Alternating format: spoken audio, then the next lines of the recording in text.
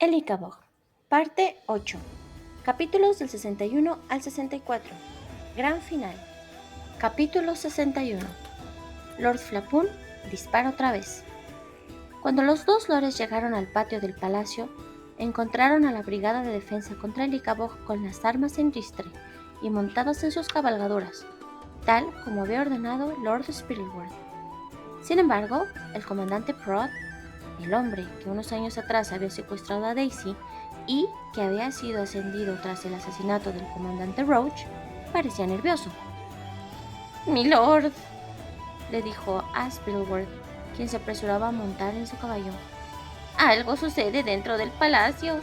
Hemos escuchado un griterío». «Ahora eso no importa», le espetó el Lord.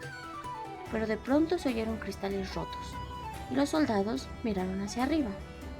«¡Hay gente en la alcoba del rey!», exclamó Prod. «¿No deberíamos ir a socorrerlo?». «Olvídese del rey», le ordenó Spittleworth. Entonces el capitán Goodfellow apareció en la ventana de los aposentos reales, miró hacia abajo y gritó: «No escapará, Spittleworth». «¡Ja! ¡Ah, no!», se burló el Lord. Espoleó a su penco amarillo y lo puso al galope y desapareció por la verja del palacio. El comandante Prod le temía demasiado para no seguirlo, así que salió tras él, con el resto de la brigada. Flapoon procuró hacer lo mismo, aunque había tardado muchísimo en montar, e iba saltando sobre la silla, tratando de calzarse los estribos, y sujetándose a la crin del enorme caballo castaño para no caerse. Habrá quien, en una situación así, con los prisioneros fugados, apoderándose del palacio, y un supuesto Icabog desfilando por el país y atrayendo multitudes, se consideraría vencido. Pero ese no era el caso de Lord Spittleworth. Él aún disponía de un batallón de soldados bien instruidos y bien armados que cabalgaban tras él. Tenía montañas de oro escondidas en su mansión y un cerebro tremendamente astuto. De hecho, ya había trazado un plan. Lo primero sería matar a quien fuera que hubiera construido aquel Icabog falso y meterle miedo al pueblo para garantizar su obediencia. Luego enviaría al comandante Prod y a sus soldados de vuelta al palacio con la orden de acabar con todos los prisioneros en fuga. Evidentemente, cabía la posibilidad de que para entonces estos ya hubieran asesinado al rey. Pero lo cierto es que sería más fácil gobernar el país sin ese estorbo. Mientras cabalgaba, pensó, resentido, que si no se hubiera esforzado tanto en mentirle al monarca, quizá no hubiera cometido algunos errores, como permitir que aquella maldita repostera dispusiera de cuchillos y sartenes en su celda. También lamentaba no haber contratado a más espías, porque así le hubieran enterado de que alguien estaba fabricando un Icabog falso, que por lo visto era mucho más convincente que el suyo. La brigada de defensa contra el Icabog recorrió las calles adoquinadas de Chocksville, inusitadamente vacías, y llegó a la vía que llevaba a Courtsbury. Entonces, Spittleworth comprendió a qué se debía que la ciudad estuviera casi desierta. Al oír el rumor de que un Icabog de verdad se dirigía allí acompañado de una gran muchedumbre, los habitantes de la capital habían salido corriendo de sus casas y se habían echado al camino para ver cuanto antes al monstruo con sus propios ojos. Rabioso, porque la gente más que asustada parecía llena de entusiasmo, el Lord se puso a gritar: «¡Apártense! ¡Apártense, gentuza!». Espoleó su caballo hasta que le sangraron las ijadas y salió al galope. Lord Flapoon, que estaba poniéndose verde porque no había tenido tiempo de digerir el desayuno, hizo lo posible por seguirlo, al igual que los soldados de la brigada.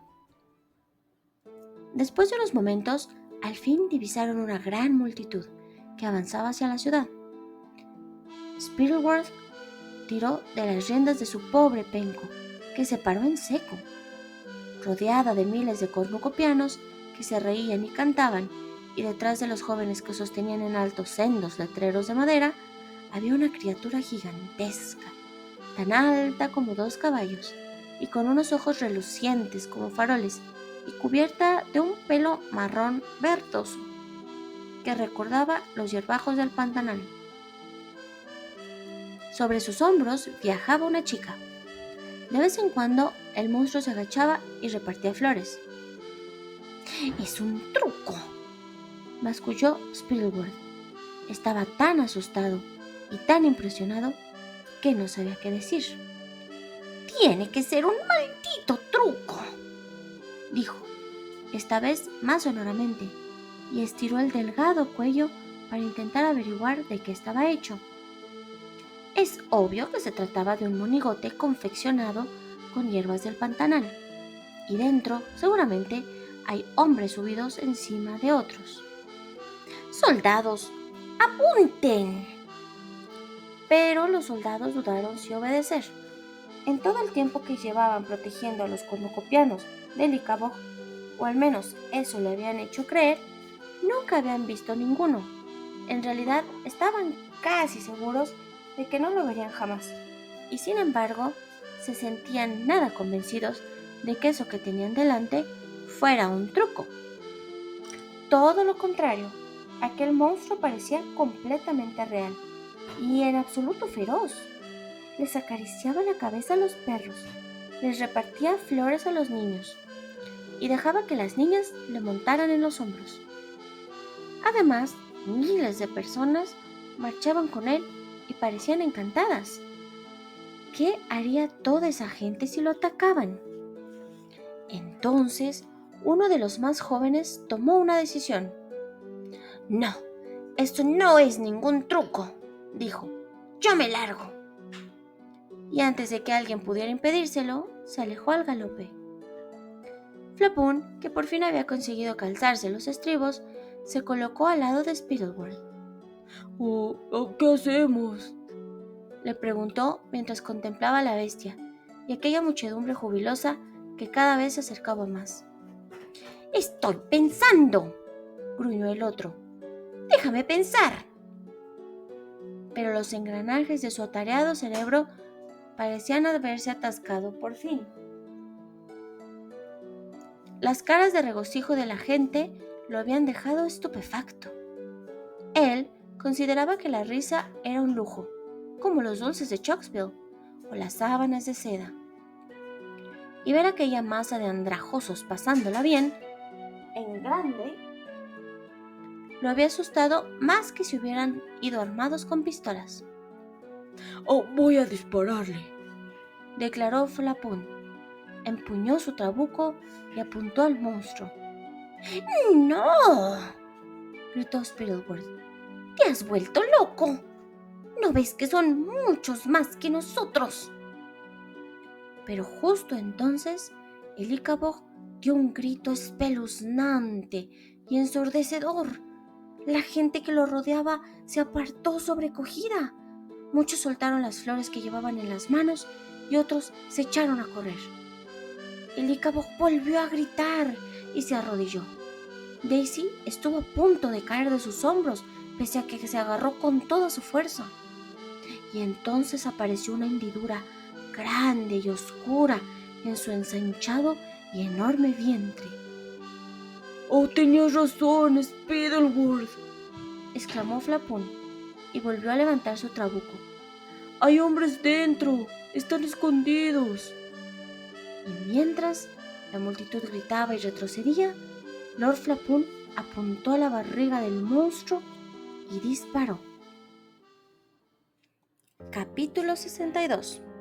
Planas y muerte.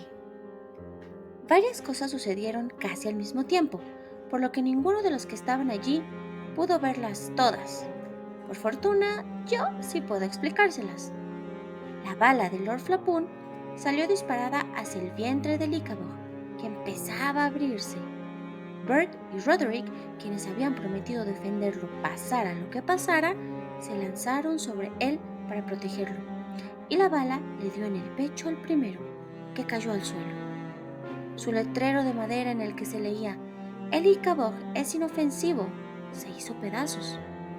A continuación, un Icaboggle salió dificultosamente del vientre de su Iker.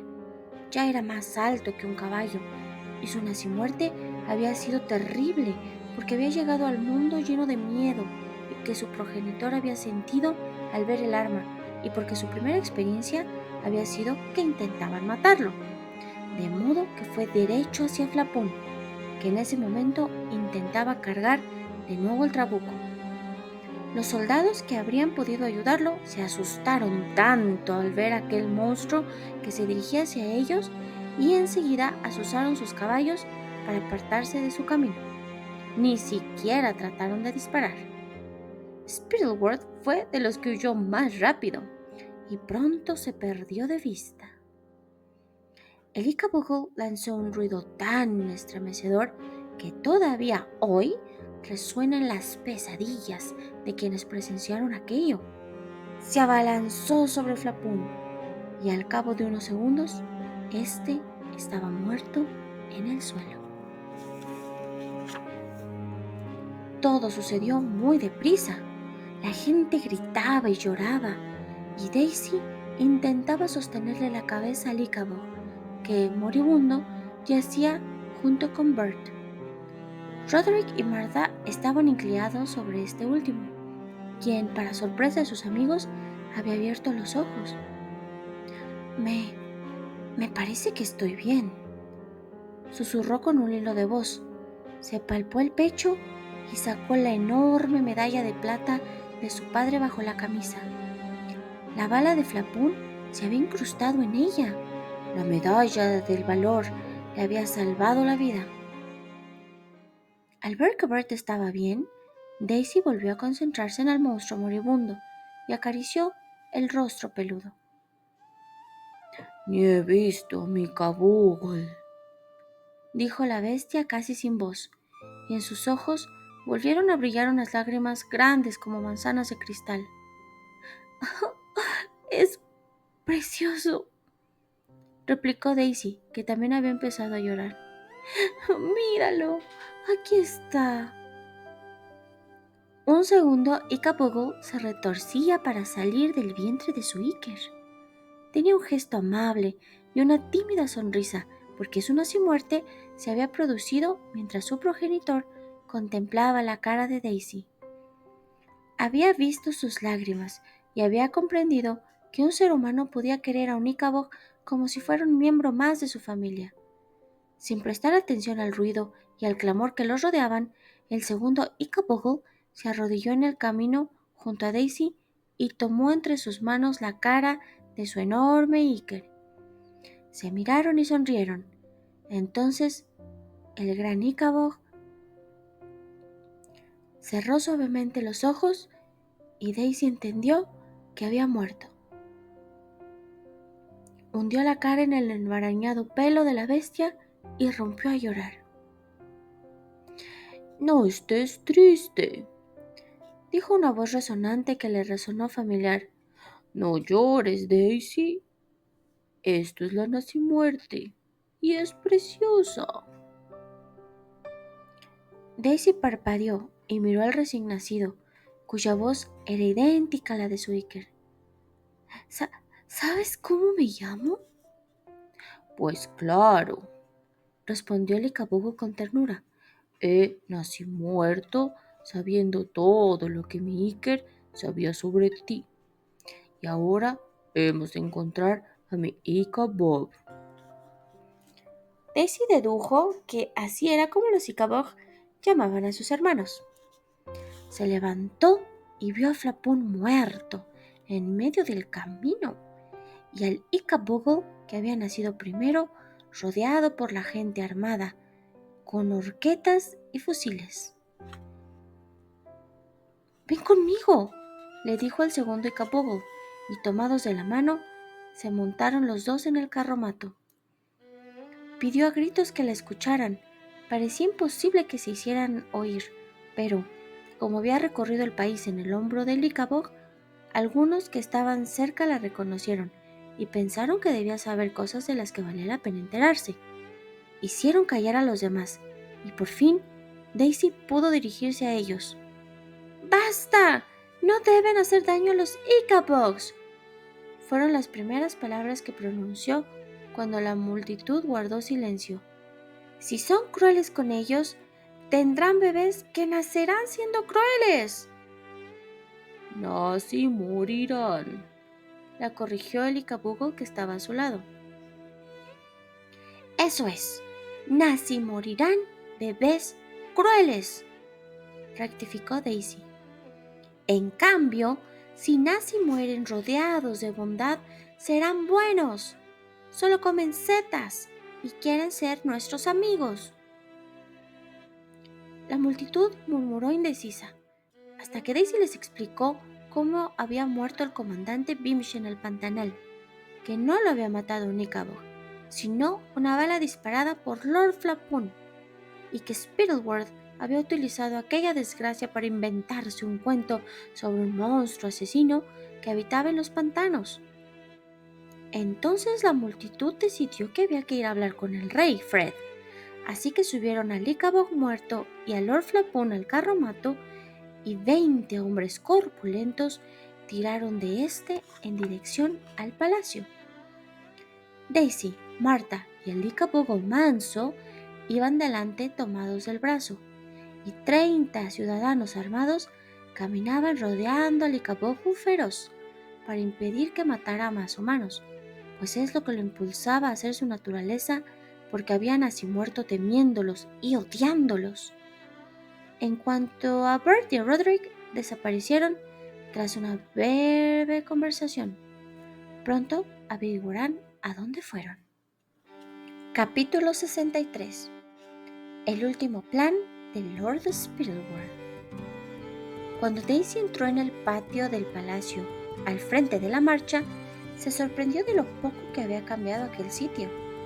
Las fuentes seguían borbollando y los pavos reales pavoneándose, y la única diferencia que se apreciaba en la fachada del edificio era que en el segundo piso había una ventana rota. Entonces la puerta dorada de doble hoja se abrió, de repente de par en par, y 2 personajes harapientos salieron a recibirlos. Un hombre encanecido que empuñaba un hacha y una mujer que blandía una sartén enorme. Nada más de ver al hombre del pelo blanco, Daisy sintió que se le doblaban las rodillas, y el Ikabogo manso tuvo que sujetarla para que no se cayera. El señor Dovetail avanzó tambaleándose, y creo que ni siquiera vio que había un Ikabog vivito y coleando al lado de su hija, de la que lo habían separado hace tanto tiempo.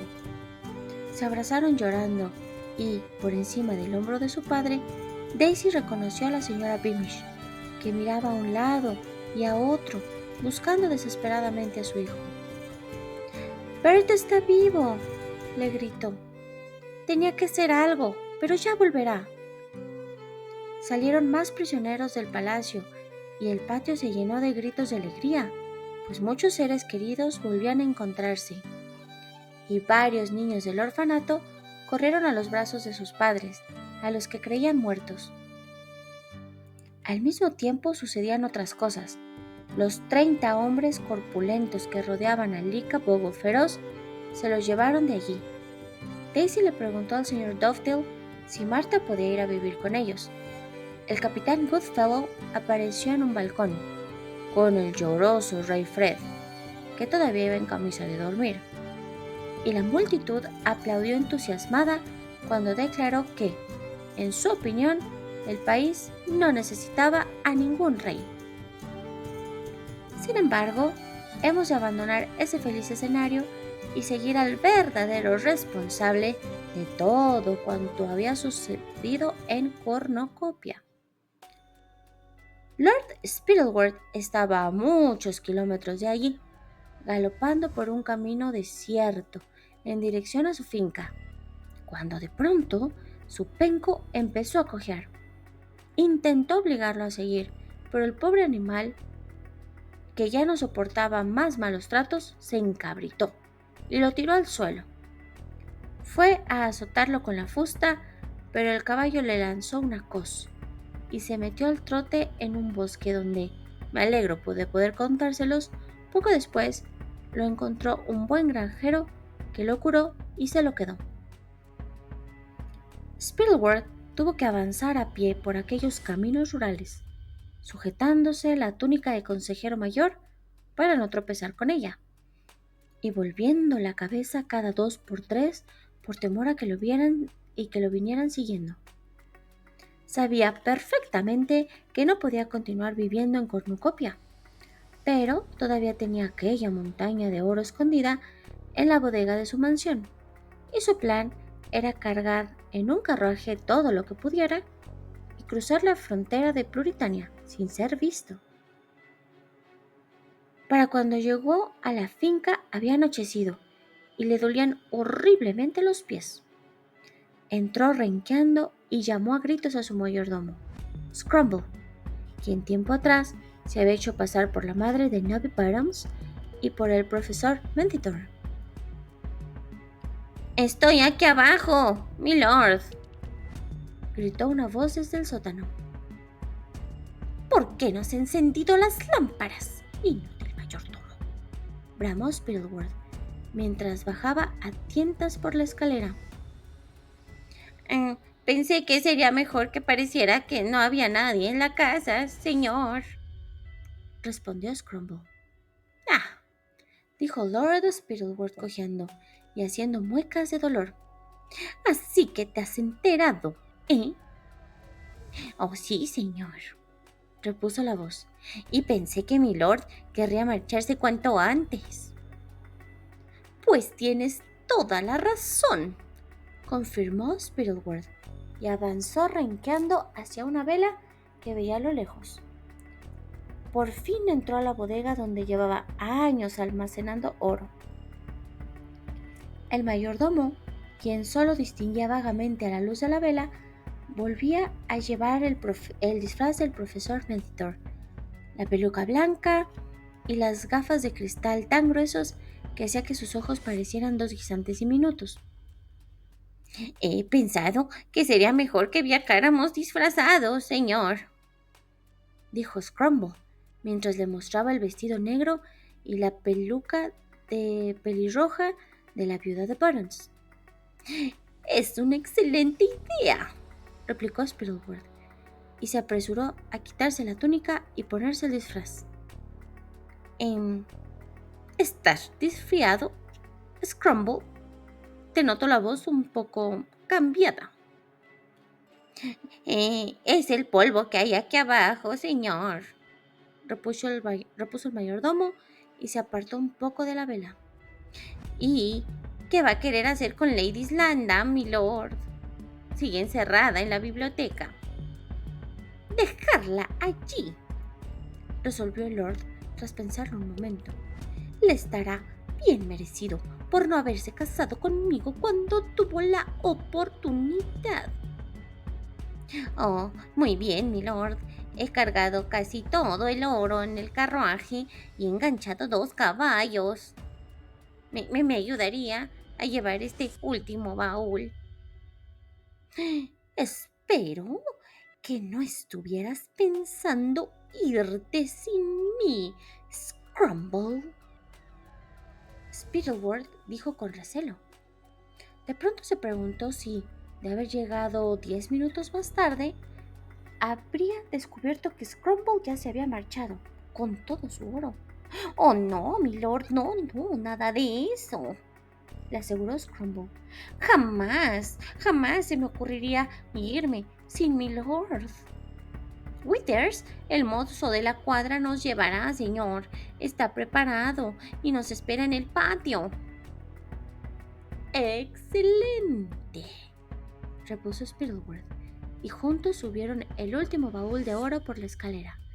Cruzaron la casa vacía y salieron al patio trasero, donde un carruaje esperaba en la oscuridad. Hasta los caballos llevaban sacos de oro atravesados en la grupa, y el techo del vehículo había varios baúles atados. «¿Y qué es ese ruido tan raro?», preguntó Spielworth cuando Scrumble y él se dirigían a cargar el último baúl. ¿Qué? No, no, yo no oigo nada, milord. ¿Estás seguro? Es una especie de gruñido. Entonces lo asaltó un recuerdo. Estaba plantado en medio de la fría y blanca niebla del pantanal, años atrás, y oía los gemidos del perro que intentaba soltarse de las zarzas donde se había enredado. Lo que oía ahora era un ruido parecido, como si algún animal estuviera atrapado y no pudiera liberarse. Spielberg se puso nervioso porque, como recordarán, a continuación, Flapoon había disparado con su trabuco y los dos lores habían iniciado su ascenso a la riqueza y el país su descenso a la ruina. No me gusta nada ese ruido, Scrumble. Oh, me lo imagino, milord. La luna salió detrás de una nube. Lord Spittleworth se volvió hacia su mayordomo, cuya voz sonaba ya completamente distinta, y se encontró con el cañón de una de sus pistolas a un palmo de la cara. El supuesto Mentitor se había quitado la peluca y las gafas, revelando que no era el mayordomo, sino Bert Beamish. Y, durante un instante, bajo la luz de la luna, el parecido de este con su padre fue tan grande que Spielberg tuvo la descabellada idea de que el comandante Beamish había regresado de entre los muertos para castigarlo.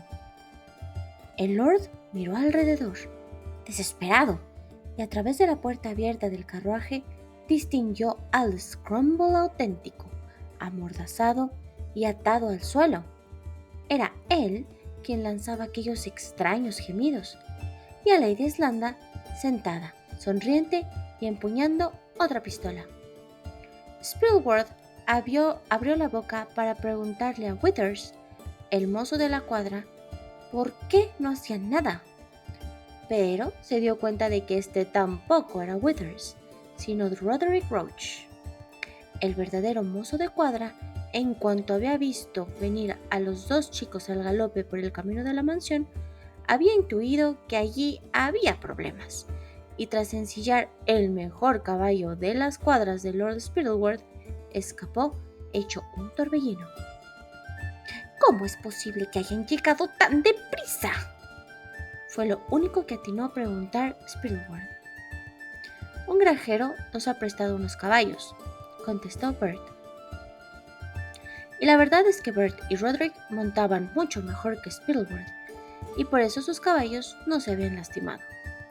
Habían conseguido adelantarlo y llegar con tiempo de sobra para liberar a Lady Slanda, buscar el oro, atar a Scrumble y obligarlo a contarles toda la historia de cómo Spittleworth había engañado a todo el reino, incluidas sus imitaciones de Profesor Mentitor y la viuda Buttons. No se precipiten, chicos, dijo Spittleworth con voz débil. Aquí hay muchísimo oro. Nos lo repartiremos. Ese oro no es suyo y por tanto no puede repartirse con nadie, respondió Bert. Vendrá con nosotros a Chocksville y se someterá a un juicio como es debido. Capítulo 64. Cornucopia recobrada. Capítulo final. Había una vez un país diminuto llamado Cornucopia, gobernado por un equipo de consejeros de reciente nombramiento y un primer ministro que, en la época sobre la que escribo, se llamaba Gordon Goodfellow. El primer ministro Goodfellow había sido elegido por el pueblo, porque era un hombre honesto, y Cornucopia, un país que había aprendido a valorar la honestidad. Cuando se anunció que se iba a casar con Lady Slanda, la mujer bondadosa y valiente que había aportado pruebas decisivas contra Lord Spittleworth, hubo celebraciones a lo largo y ancho de todo el país.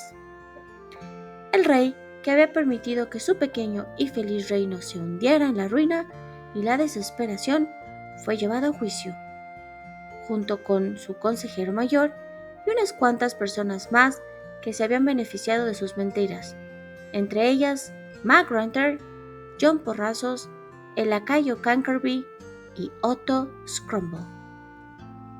El rey se limitó a gimotear durante todo el interrogatorio, pero Lord Spittleworth contestó con frialdad y soberbia. Contó tantas mentiras e intentó culpar a tantas personas de sus propias fechorías que salió peor parado que si se hubiera limitado a lloriquear como Fred.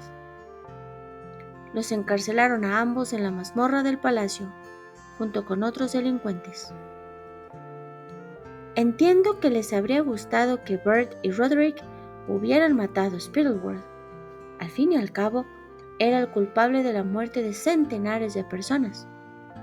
Sin embargo, debería consolarles saber que él mismo habría preferido morir antes que pasarse los días y las noches encerrado en la mazmorra, donde solo comía cosas sencillas, dormía entre sábanas ásperas y tenía que oír sollozar a Fred durante horas y horas y horas. El oro que Spittleworth y Flapoon habían robado se recuperó, así que quienes habían perdido sus queserías y pastelerías, sus lecherías, sus granjas de cerdos, sus carnicerías y viñedos, pudieron rescatar sus negocios y empezar de nuevo a producir los famosos productos típicos de cornucopia. Con todo, durante el largo periodo de pobreza que vivió el país, muchos habían perdido la oportunidad de aprender a hacer quesos, embutidos, vinos y dulces. Algunos se hicieron bibliotecarios, porque Lady Islanda tuvo la excelente idea de convertir todos los orfanatos que ya no servían para nada en bibliotecas, que ella misma contribuyó a llenar de libros. Pero aún así quedaba mucha gente sin trabajo. De modo que nació la quinta gran ciudad de cornucopia, que se llamaba Icabee, y estaba situada entre Cortsburg y Jeroboam, a orillas del río Fluma. Cuando el Icapogo Manso se enteró del problema de los que no habían podido aprender un oficio, se ofreció modestamente a enseñarles a cultivar setas, producto del que lo sabía casi todo. Y los productores de setas tuvieron tanto éxito que a su alrededor se desarrolló la próspera Icabee. Quizás piensen que no les gustan las setas, pero les prometo que si probaran las cremosas sopas de setas de Icabee, adorarían el resto de su vida. En Cortsburg y Barronstown incluyeron las setas de Icabee en nuevas recetas, y de hecho, poco antes de la boda del primer ministro Goodfellow y Lady Islanda, el rey de Floritania le ofreció a Goodfellow la mano de cualquiera de sus hijas a su libre elección a cambio de un año de suministro de las célebres salchichas de cerdo y setas de cornucopia. El primer ministro le envió un montón de salchichas de regalo junto a la invitación a su inminente boda con Lady Islanda y una nota en la que ésta le sugería al rey Porfirio que abandonara la mala costumbre de ofrecer a sus hijas a cambio de comida y dejara que ellas mismas escogieran a sus esposos. Pero Icabee no era una ciudad como las demás porque, a diferencia de Chucksville, Cortsburg, Barronstown y Jeroboam, era famosa por 3 productos y no solo uno. En primer lugar estaban las setas, preciosas como perlas. En segundo lugar, los espectaculares salmones y truchas que los pescadores pescaban en el río Fluma. Seguramente les agradará saber que en una de las plazas de Icabee se erigía, orgullosa, una estatua de la mujer que se había dedicado a estudiar los peces de Fluma, la abuelita. Y por último, la extraordinaria lana de Icabee. Verán, el primer ministro Goodfellow decidió que los pantaneros que habían sobrevivido al largo periodo de hambruna se merecían mejores pastos para sus ovejas de los que había en el norte del país, así que les concedió unos prados exuberantes a las orillas del Fluma, y ellos demostraron de lo que eran capaces. La lana de Ikabi era la más suave y sedosa del mundo, y los suéteres, calcetines y bufandas que se hacían con ella, los más bonitos y cómodos que podían encontrarse. Las granjas de ovejas de Harry Hopkins y su familia producían una lana de excelente calidad, pero, en honor a la verdad, he de decir que las mejores prendas se confeccionaban con la de Roderick y Martha Roach, que poseían una floreciente granja en las afueras de la ciudad. Oh sí, Roderick y Martha se casaron, y me complace decirles que fueron muy felices, que tuvieron 5 hijos, y que a Roderick se le acabó pegando el acento de los pantaneros. Y no me lo van a creer, pero otros 2 que se casaron también, seguro se pondrán contentos cuando sepan que la señora Beamish y el señor Dovetail, viejos amigos que se habían reencontrado en la mazmorra, sintieron que al salir ya no podrían vivir separados y decidieron unirse en matrimonio. Bert se hizo padrino y Daisy fue la dama de honor. Siempre se habían querido como hermanos y a partir de entonces lo fueron oficialmente.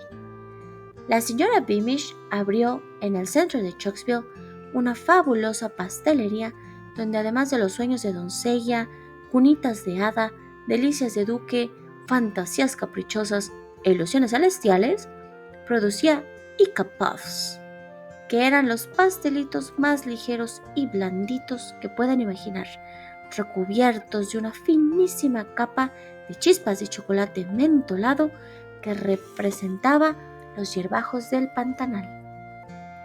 Bert siguió los pasos de su padre e ingresó en el ejército de cornucopia.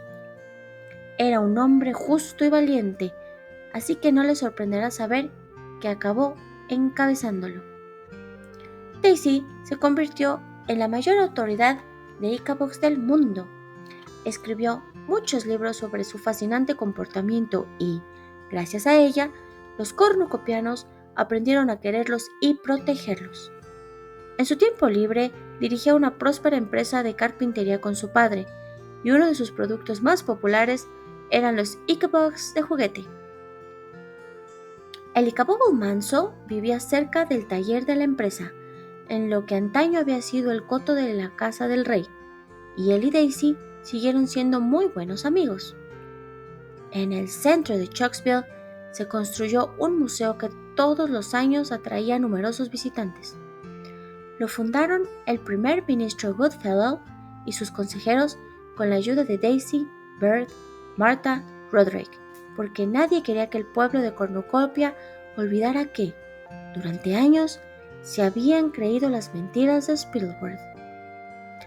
Los visitantes podían ver la medalla de plata del comandante Beamish con la bala de Flapún incrustada, la estatua de Nobby Bottoms, que había sido sustituida en la plaza más grande de Chucksville por una estatua del valeroso Ichabod, que partió de los pantanos con un ramo de campanillas de invierno para salvar a su especie y a todo el país. El Ichabod falso, que Spittleworth había hecho construir con un esqueleto de toro y unos cuantos clavos, y un gran retrato del rey Fred luchando contra un Ichabod con forma de dragón que solo había existido en la imaginación del pintor. Pero hay un personaje al que todavía no he mencionado, el Icabogo que había nacido primero, la bestia salvaje que cobró la vida de Lord Flapún y fue vista por última vez cuando un nutrido grupo de hombres corpulentos se la llevaban por la fuerza. Pues lo cierto es que esa criatura era un dolor de cabeza.